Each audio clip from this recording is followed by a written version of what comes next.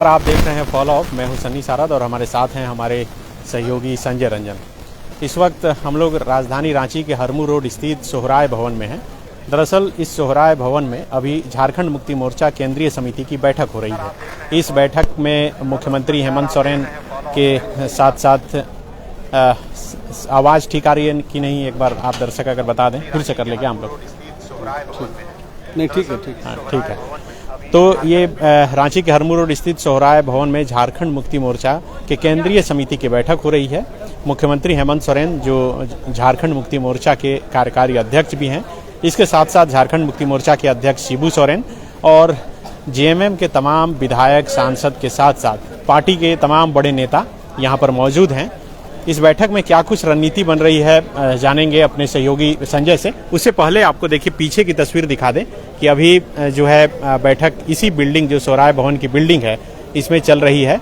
और ये सीधी तस्वीरें आप राजधानी रांची के सोहराय भवन से देख रहे हैं कि जहाँ पर ये बैठक लगातार चल रही है। संजय, सुबह से ये बैठक चल रही है, तमाम जेएमएम के बड़े नेता इस बैठक में मौजूद हैं। क्या कुछ रणनीति बनाई जा रही है बैठक? देखिए, सामने लोकसभा का चुनाव होने वाला है सनी 2024 और 24 में ही आपको मालूम है कि विधानसभा का चुनाव भी जो है 24 के अंत में हो जाता है। तो उस लिहाज से ये बैठक काफ़ी महत्वपूर्ण है।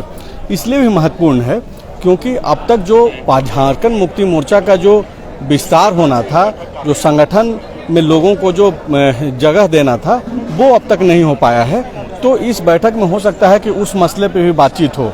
साथ ही साथ खास करके हाल के दिनों में अगर आप देखेंगे तो जिस तरीके से पार्टी के बड़े नेताओं के द्वारा नहीं, लेकिन स्थानीय विधायकों के द्वारा, स्थानीय नेताओं के द्वारा जिस तरीके से लोकसभा सीटों पे दावेदारी होने लगा है, जैसे आप चाईबासा की सीट देख लें, खूंटी का देख लें या फिर लोहरदगा को देख लें, ये तीनों सीट जो कांग्रेस पार्टी के खेमे में है, मतलब कांग्रेस पार्टी के पास है। 2019 का लोकसभा चुनाव को अगर आप याद करेंगे तो ये तीनों सीट जो है कांग्रेस पार्टी के कोटे में गया था महागठबंधन के फोल्डर के तहत।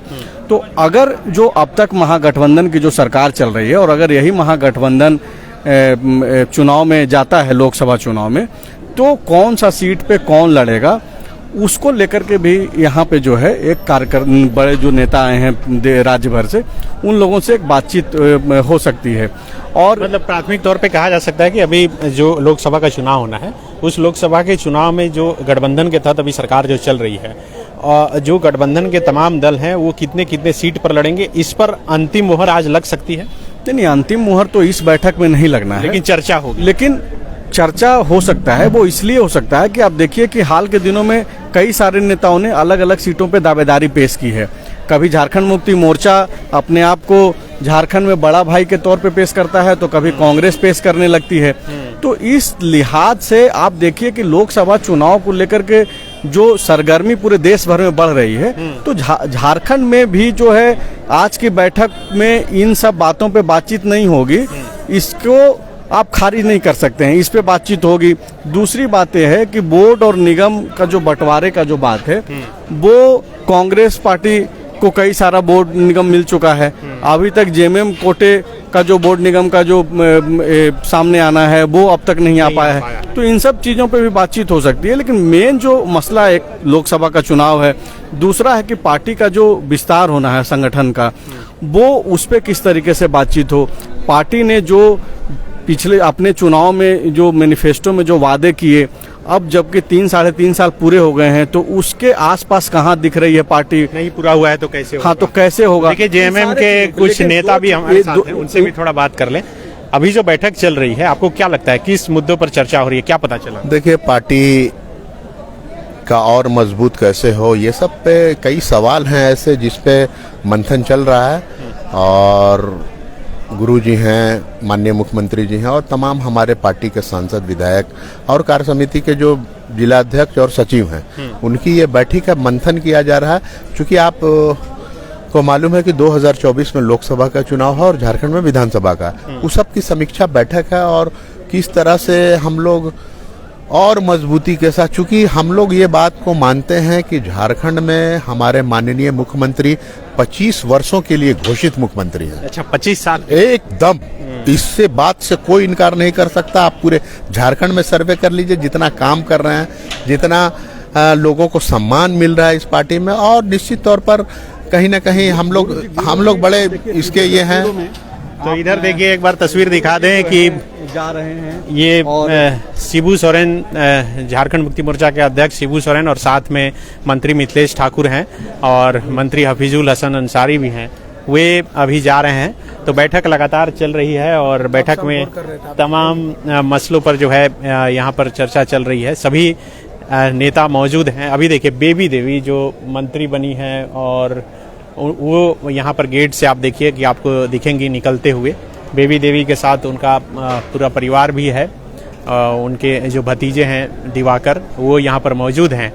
ये तस्वीर आप राजधानी रांची के हरमू रोड स्थित सोहराय भवन के पास से देख रहे हैं और सभी नेता अब जो है बैठक से धीरे धीरे एक एक करके निकल रहे हैं। हम कोशिश करेंगे कि इनसे बातचीत कर सकें। क्या कुछ बातचीत हुई? नहीं, कुछ अभी नहीं है, अभी है नहीं बोले। तो अभी चुनाव सीट को लेकर कोई चर्चा? नहीं। तो देखिए, ये मंत्री हैं, हालांकि ये बता रहे हैं कि अभी कुछ नहीं हुई है, लंच अभी हुआ है और लंच के बाद ही ये बता पाएंगे कि आखिर क्या कुछ हुआ। सामने जो आप तस्वीर देख रहे हैं उसमें देख रहे होंगे कि बेबी देवी जो कल ही मंत्री पद की शपथ ली हैं वो मौजूद हैं। स्वर्गीय जगन्नाथ महतो की पत्नी, उनके साथ उनकी बेटी है, उनका बेटा है अखिलेश महतो और भतीजा है। तमाम लोग मौजूद हैं। अभी लंच हुआ है और एक एक करके निकल रहे हैं। हालांकि कोई डिस्क्लोज नहीं करना चाह रहा है। देखिए, बेबी देवी ये बैठक से निकल रही हैं। बेबी जी, क्या कुछ चर्चा हुई बैठक में? अभी बोलिएगा। कुछ देखिए मैडम, कुछ बोलिएगा, क्या चर्चा हुई? अभी कुछ बताने की स्थिति में नहीं है। अच्छा, ठीक है। अभी तो बैठक फाइनल नहीं हुआ है, फाइनल होगा उसके बाद। तो देखिए, अभी बैठक चल ही रहा है। लंच हुआ है और ये कल ही मंत्री पद की शपथ ली हैं। अखिलेश बेटे भी हैं, उनसे बात करेंगे और सुनवाएंगे कि आखिर बैठक में क्या कुछ चर्चा हुई। लेकिन ये लगातार तस्वीर हम दिखा रहे हैं कि यहाँ पर जो सोहराय भवन है, सोहराय भवन में यहाँ पर बैठक सुबह से चल रही है और अभी लंच हुआ है और तमाम जो झारखंड मुक्ति मोर्चा के नेता हैं वह एक एक करके निकल रहे हैं और वे बातचीत हालांकि नहीं बता रहे। लंच हुआ है, कोई बताने के लिए तैयार नहीं है कि क्या कुछ बैठक में हुई। कोई बड़े नेता जब निकलेंगे तो वो आधिकारिक तौर पे बात करेंगे कि किन किन मुद्दों पे बातचीत हुई है। झारखंड मुक्ति मोर्चा का ये कल्चर भी है और ये सिर्फ झारखंड मुक्ति मोर्चा का नहीं, क्षेत्रीय या फिर आज के डेट में तो बड़ी बड़ी जो पार्टियां हैं, राष्ट्रीय पार्टियां, उसमें भी अंदर जो नेता बैठे रहते हैं वो मीडिया के सामने कुछ नहीं बोल पाते हैं। वजह स्पष्ट है कि कुछ अधिकृत लोग ही जो है आकर के बातचीत करेंगे। हो सकता है कि झारखंड मुक्ति मोर्चा के जो प्रवक्ता हैं विनोद पांडे या फिर सुप्रियो भट्टाचार्य, वो आकर के कुछ बातचीत बोलें। अच्छा, इससे पहले जो हम लोग चर्चा कर रहे थे, आप बता रहे थे कि लोकसभा चुनाव की सीट और विधानसभा चुनाव को लेकर जो है आज चर्चा हो रही होगी। तो आपको क्या लगता है कि इन सब के अलावे जो आपने चर्चा किया कि जो 3.5 साल से अधिक का समय बीत गया है, उसमें पार्टी मतलब झारखंड मुक्ति मोर्चा की तरफ से जो है काम वो कितना हो पाया, नहीं हो पाया, इस पर भी चर्चा हुई होगी। उससे पहले देखिए, अखिलेश महतो हैं, स्वर्गीय जगन्नाथ महतो के सुपुत्र हैं। कल जो मंत्री बनी है बेबी देवी, उनके बेटे हैं। अखिलेश जी, पहले तो बधाई हो, पहली बार बातचीत हो रही है, माँ मंत्री बनी है। धन्यवाद आपको, आपके पूरे चैनल को कि आपका पहला पांडे जी मेरे गांव गए थे पूरे टीम के साथ, तो मैं आपको आभार व्यक्त करते हैं आपके इस पूरे चैनल को। तो जो डिपार्टमेंट मिला है, क्योंकि पिताजी के पास तो 2 था, शिक्षा भी था और उत्पाद भी था, तो माँ को सिर्फ अभी उत्पाद मिला है। क्या लगता है कि उम्मीदों पर खरा उतरेंगे? पापा जो कुछ अधूरा छोड़ के गए उसे पूरा आप लोग मिल के कर पाइएगा? जी बिल्कुल, जो उनका सपना अधूरा रह गया है, मेरी माताश्री उसको पूरा करने का काम करेगी। तो आप लोग क्या चाह रहे थे कि शिक्षा भी मिले, ताकि चूंकि पापा शिक्षा में बहुत ज्यादा काम कर रहे थे फोकस करके? नहीं, वैसा कुछ नहीं, हमारे सीएम साहब भी बहुत अच्छे कर रहे हैं। जहाँ तक पापा छोड़ के गए उसको और बेहतर तरीके से और सीएम साहब आगे बढ़ा रहे शिक्षा के क्षेत्र में। क्या हुआ अंदर, क्या हुआ बैठक में आज? क्या अभी सिर्फ संगठन की बातें हो रही थी आपस की, संगठन को मजबूती देना है, बस यही बातें हो रही थी। तो आपको लग रहा है कि माँ मंत्री बन गई और अभी जो आने वाले 3 महीने में फिर चुनाव होगा उससे पहले ही, तो आप लोग मजबूती के साथ चुनावी मैदान में जाएंगे? जी, जैसे मजबूती के साथ में जाते थे उससे डबल मजबूती के साथ इस बार जाएंगे चुनाव में। तो जो प्यार स्नेह पिताजी के साथ दिखा रही थी जनता, वो आप लोग पूरे परिवार के उससे साथ ज्यादा मिल रही है। आप लोग सर्वे करवा लीजिए, उससे ज्यादा स्नेह मिल रही है इस बार। चल धन्यवाद। ठीक है। तो देखिए, ये स्वर्गीय जगन्नाथ महतो के बेटे अखिलेश महतो थे और उन्होंने बताया कि जो स्नेह पिताजी को मिलती थी जगन्नाथ महतो को, जिन्हें उनके इलाके में टाइगर भी कहा जाता था, उससे ज़्यादा अभी स्नेह जो है उनके जाने के बाद मिल रहा है। अब हालांकि ये चुनाव संपन्न होने के बाद ही ये पता चल पाएगा कि स्नेह कितना मिल पा रहा है या फिर नहीं मिल पा रहा है। हम लोग फिर वहीं पर आ रहे हैं जहाँ पर संजय से बातचीत हो रही थी। तो संजय, आपने 3 चीज़ बताया, एक तो विधानसभा लोकसभा चुनाव को लेकर चर्चा, और तीसरी बात की जो 3.5 साल का अधिक का समय बीत गया, और एक संगठन, 4 चीज़, इन 4 मुद्दों पर फोकस करके ये बैठक हो रही है। बिल्कुल इन्हीं 4 मुद्दों पे ये अहम बैठक हो रही है।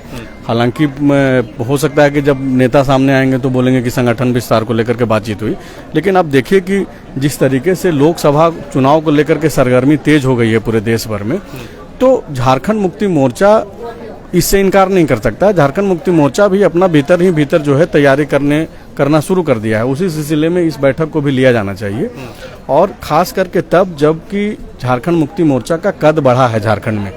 आज वो 30 विधायकों वाली पार्टी है। सबसे ज्यादा बड़ी पार्टी अगर झारखंड में कोई है तो वो झारखंड मुक्ति मोर्चा है, जो कि हेमंत सोरेन के नेतृत्व में लगातार आगे बढ़ रही है। तो अब जबकि जो 2019 का जो फॉर्मूला था, और उस फॉर्मूले में एक जो सबसे बड़ा चेहरा थे बाबूलाल मरांडी, वो अब बीजेपी का चेहरा बन गए हैं, बीजेपी में चले गए हैं। उनको उस समय उनकी पार्टी को 2 सीट मिला था, गोड्डा और कोडरमा। तो फिलहाल जो वो दोनों सीट है कोडरमा और गोड्डा की, उस पे कैसे अपनी दावेदारी मजबूती से पेश कर सके और कांग्रेस को इसके लिए राजी कर सके कि भाई वो जो जेबीएम के कोटे में 2019 में 2 सीटें गई थी। अच्छा, जेबीएम 19 में कोडरमा और गोड्डा सीट पर जेबीएम चुनाव लड़ा। गोड्डा प्रदीप यादव लड़े थे और कोडरमा से बाबूलाल मरांडी लड़े थे लोकसभा में। अच्छा। तो ये जो चीजें हैं, इन दोनों सीटों पे, चूंकि देखिए 2 सीट जेबीएम को मिला था 19 में, 7 सीट मिला था कांग्रेस को, 7-2 9 हो गया, 4 जेएमएम के पास था, 9-4 13 और 1 आरजेडी 14। तो ये जो चारों दल में से सिर्फ जेबीएम बाहर हुआ है, तो बाकी 7-4 और 1 तो तय है जिसको जो सीट है। हालांकि सीट एक्सचेंज हो सकता है, क्योंकि सीट एक्सचेंज होने की बात इसलिए मैं बोल रहा हूँ कि चाहे वो चाईबासा को लेकर के हो, खूंटी को लेकर के हो, या फिर लोहरदगा को लेकर के हो, झारखंड मुक्ति मोर्चा के नेता जो है अलग अलग तरीके से यह दावा करते रहे हैं कि इन लोकसभा क्षेत्रों में जो है इनकी दावेदारी मजबूत है, और यहाँ पे झामुमो को मौका मिलना चाहिए चुनाव लड़ने को लेकर के। वो मिलेगा नहीं मिलेगा, या फिर इन तीनों पे अपनी बातें करके जो है पॉलिटिक्स में जो चीजें दिखती है वो होती नहीं है। तो हो सकता है कि इन तीनों सीटों पे जिस तरीके से सुखराम उरांव ने जो दावा कर दिया चाईबासा सीट पर कि चाईबासा सीट जो झामुमो का हक बनता है, और जबकि आपको मालूम है कि चाईबासा से गीता कोड़ा एकमात्र जो है कांग्रेस की सांसद हैं जो जीत करके आए 19 में। तो अब इस तरीके से जो दावा किया जा रहा है वो एक प्रेशर पॉलिटिक्स का भी हिस्सा है। 1932 का जो खतियान आधारित जो स्थानीय नीति लेकर के जब आए मुख्यमंत्री हेमंत सोरेन विधानसभा में, जो उसका प्रस्ताव पास कराए थे, उसके बाद जिस तरीके से विरोध मधु कोड़ा और उनकी पत्नी जो चाईबासा से सांसद हैं गीता कोड़ा जिस तरीके से कर रही थी, मुख्यमंत्री के सभा में भी वो उसी क्षेत्र में अपने इलाके में रहते हुए उस सभा में नहीं गई थी। आपको याद होगा मुख्यमंत्री के साथ मंच शेयर नहीं की, और हम लोगों से जो बातचीत की थी ऑफिशियल कैमरे पे फोन पे जो बातचीत हुई थी हम लोगों की, उसमें उन्होंने नाराजगी जताई थी। तो ये झारखंड मुक्ति मोर्चा इन सब चीजों को भी देख रहा है। तो एक एक सीट पे न केवल झारखंड मुक्ति मोर्चा बल्कि कांग्रेस के भी जो लोग हैं भीतर ही भीतर दोनों पार्टियां अपने हिसाब से ये तैयारी कर रही है कि अगर परिस्थितियां दूसरे तरीके से पैदा होती है तो 14 के 14 सीटों पे कैसे हम लोग चुनाव लड़ सकते हैं, उस पे बातचीत होगी। हालांकि ये संभावनाएं वाली बात है। अभी फिलहाल जो मौजूदा समीकरण है जिसमें राजद है, कांग्रेस है और जेएमएम है, तो जेएमएम अपनी अपनी सीटों पे जो है दावेदारी मजबूत कर रही है अलग अलग लोकसभा सीटों पे। तो एक तो ये हो गया। दूसरा कि संगठन में जो है विस्तार होना था वो अब तक नहीं हो पाया। हाँ, तो वो अब तक नहीं हो पाया। तीसरी जो सबसे बड़ी बात है कि जो युवा नाराज हैं झारखंड में, उनकी नाराजगी कैसे दूर की जाए, और वो नाराज कैसे हुए। आपने जो वायदा किया उस वायदे के अनुरूप आप आसपास नहीं दिख रहे हैं। तो जाहिर सी बात है कि झारखंड का युवा जो है अब वो पेशेंस धैर्य नहीं है कि सरकारें आ रही है, सरकारें जा रही है और लोग बैठे हुए हैं। अब लोग सड़क पे आ जा रहे हैं, तो उनसे कैसे निपटें, इन चुनौतियों से कैसे निपटें। सामने डुमरी का उपचुनाव है, अभी डुमरी उपचुनाव के पहले ही जो है अभी घोषणा भी नहीं हुआ है और दिवंगत जगन्नाथ महतो की पत्नी बेबी देवी को मंत्री बना दिया गया है मधुपर की तर्ज पे। तो एक जो क्रेडिट है सरकार का वो उनके साथ जुड़ गया है। अब ऐसे में डुमरी का जो उपचुनाव होगा वो उसमें भी सरकार का जो है वहाँ पे प्रतिष्ठा दांव पे लगेगी। तो कैसे उसको भी वहाँ पे ये करना है, तय करना है जीत का सफ़र। तो इन सारे चीज़ों पे जो है यहाँ पे बातचीत होगी। गुरुजी मैं खुद मौजूद थे, शिबू सोरेन की अध्यक्षता में बैठक हो रही है। मुख्यमंत्री हेमंत सोरेन हैं, ज़्यादातर मंत्री हैं। सिर्फ लोबिन हेम्ब्रम जो नाराज चल रहे हैं वो नहीं आए हैं। एक बसंत सोरेन जो मुख्यमंत्री हेमंत सोरेन के भाई हैं वो नहीं हैं। उनके नहीं होने की वजह ये है कि कुछ दिनों पहले से ही ये सार्वजनिक है कि उनकी तबीयत खराब है। जैसा कि आपको याद होगा कि गोड्डा के जो सांसद हैं निशिकांत दुबे, उन्होंने ही जानकारी दिया था। तो आप ये देखिए, अभी सरफराज जी हैं, इनसे भी बातचीत कर लीजिए। क्या कुछ बैठक में चर्चा हुई? देखिए, अच्छी चर्चा हुई।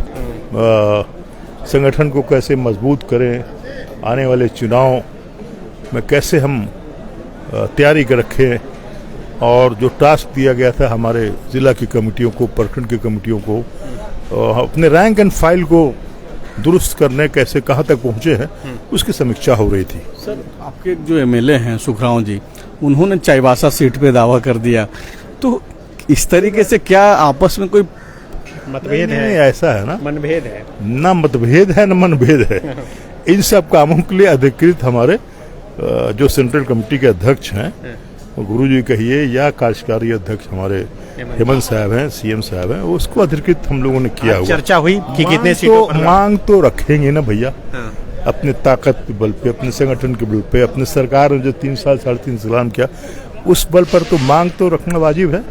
अब आगे जब फैसला के लिए अधिकृत किए हुए हैं, तो जब गठबंधन दल की बैठक होगी सब लोगों की, जो एक राउंड हुई है पटना में, दूसरी बेंगलोर में होने वाली है, और फिर तीसरी भी शिमला में होने की बात है, उस समय ये फैसला सब चीज़ का अल्लाह बोलो बाबा। सर, एक सवाल ये है कि जिस तरीके से ईडी की कार्यशैली है, 27 जून को प्रधानमंत्री मोदी ने जिस तरीके से मध्य प्रदेश में भाषण दिया, और विपक्ष की एक बैठक के बाद महाराष्ट्र में जो ऑपरेशन हुआ, अभी आने वाली बैठक अभी टल गई है। आप पुराने नेता हैं, बड़े नेता हैं, आप क्या ये अश्योर करेंगे कि आने वाले वक्त में जो 24 में जो चुनाव होना है, झारखंड मुक्ति मोर्चा और कांग्रेस का जो अलायंस 19 में हुआ था, जो अभी सरकार भी चल रही है आप लोगों की, आप लोग मिल करके लड़ेंगे एकदम तय, आप ये अश्योर करेंगे? निश्चित रूप से। मोदी जी क्या बोल रहे हैं, प्रधानमंत्री क्या बोल रहे हैं, क्या उनका एजेंडा है, उससे हमारा कोई मतलब नहीं है। हमारा इस देश के लिए एक ही एजेंडा है कि कैसे बीजेपी की सरकार जो केंद्र में स्थापित है उसको हम लोग कैसे डिसलॉन्च करें। क्योंकि आप देखिए, जिस बुनियाद पर हमारा ढांचा खड़ा है हिंदुस्तान का, और जो संविधान एक लिखित संविधान है, उसको छेड़छाड़ करने की जो शुरुआत हुई है, ये देश के लिए हानिकारक है। आप सुन रहे होंगे बातें जो चल रही हैं सब तरह से।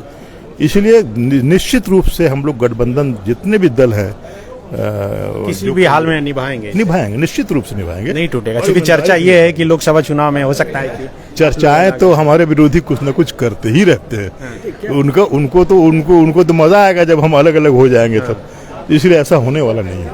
विपक्ष के ज़्यादातर नेताओं का ये दावा रहता है, और जो कि दिखता भी है कि सेंट्रल एजेंसी के द्वारा जो है परेशान किया जा रहा है। तो क्या आप जैसे लोगों को भी तंग किया जा रहा है, ऐसा कुछ हो रहा है, या फिर आपके लोगों को? ऐसा है कि जो उनका काम है वो कर रहे हैं, जो हमारा काम है, और सबसे बढ़िया काम तो आप लोग कर रहे हैं। आप लोग खुद ही कर रहे हैं कि वो लोग विपक्ष के लोगों को तंग कर रहे हैं। तंग शब्द आपने इस्तेमाल किया। तो चलता है, राजनीति है, कोई दिक्कत नहीं है।